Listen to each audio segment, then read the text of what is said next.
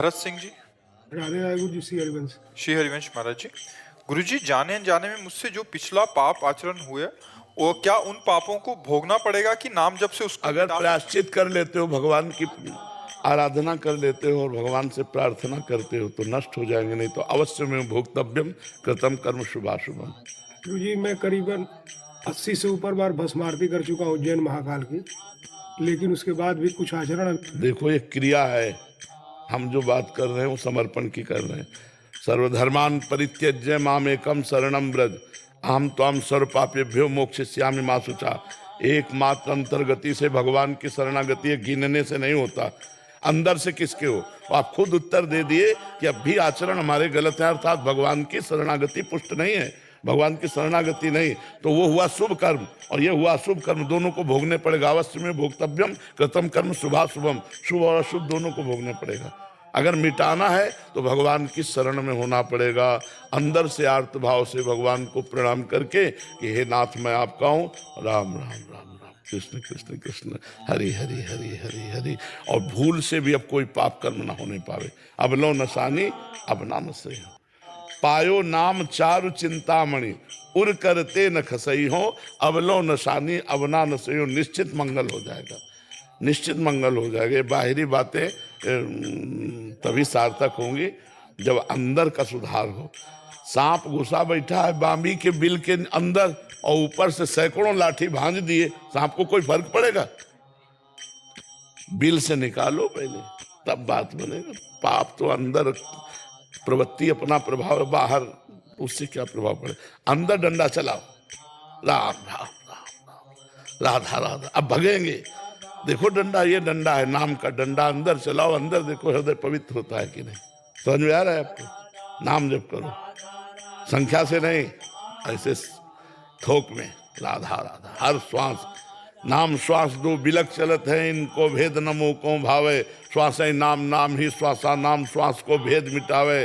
रोम रोम जब रग रग बोले तब को स्वाद नाम को पावे।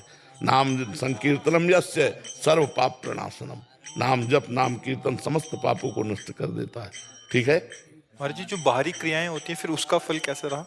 नाम जप करते हुए अब अहंकार नहीं होना चाहिए। जैसे बार बार रावण कहता 20 बार कैलाश को उठाया भगवान शंकर से, अहम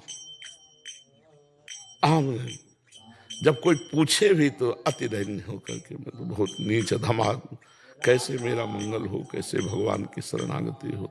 जो सुना उसे अंदर ले गए अपने, कभी शुभ कर्मों की याद भी नहीं आई।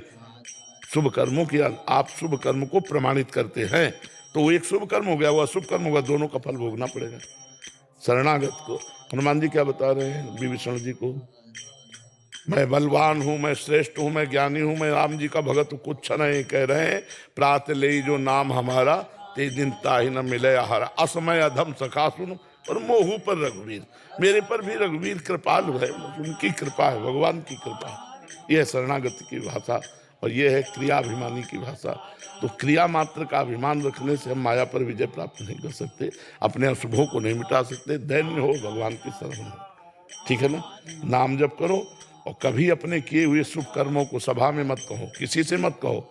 अंदर अंदर नाम जप करते हुए भगवान से प्रार्थना करो, प्रभु मुझे बचा लो इस संसार समुद्र से। तो वो बहुत कृपालु हैं, निश्चित आपके सारे पाप क्षमा करके वो आपको अगले आनंद में पहुंचा देंगे, जो आनंद की भूमिका है। पर नाम जप न छूटे प्रभु, जितना नाम जप कर सकोगे उतने मंगल होगा। महाराज जी, भीष्म पितामह की शरणागति बहुत जोर की थी महाराज जी। फिर पुराने पाप के कारण तो सही है नहीं, शरणागति से वो पाप थोड़ी नष्ट करने के लिए शरणागत हुए थे। महाभागवत पाप थोड़ी नष्ट करते, महाभागवत भोगते, कमजोर पाप नष्ट करता है। कमजोर आदमी नष्ट करने की सोचता है, और जो भगवान के निज जन होते हैं, हे प्रभु आपसे प्यार करता हूं तो हर गम आपका दिया हुआ सहूंगा, कभी किसी से शब्द नहीं उच्चारण करूंगा। आपका विधान, अब हमारे पाप कर्म नहीं, आपका विधान चल रहा है। नाथ, अगर हमारे कर्मानुसार हमको किडनी फेल किया तो हम आपकी जय बोलेंगे, आपको बोलेंगे जय हो, आपकी जय हो।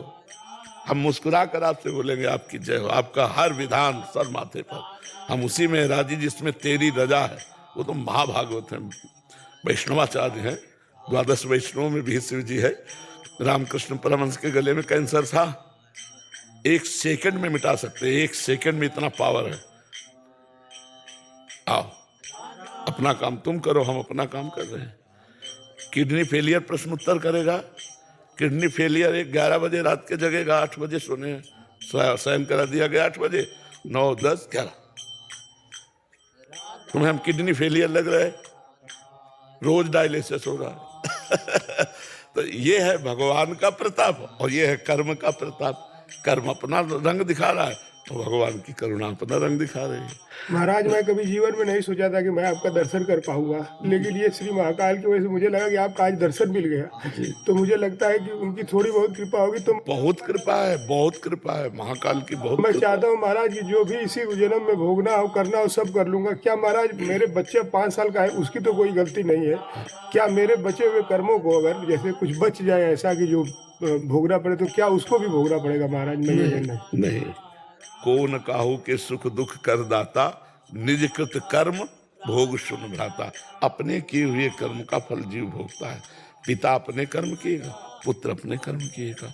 ऐसा नहीं होता कि पिता के कर्मों को पुत्र भोगे, ऐसा नहीं होता है। हाँ, पुत्र के नाते अब पिता का कर्जा चुकाना पड़ेगा, या पिता की संपत्ति मिल गई तो उसका उपभोग करना होगा।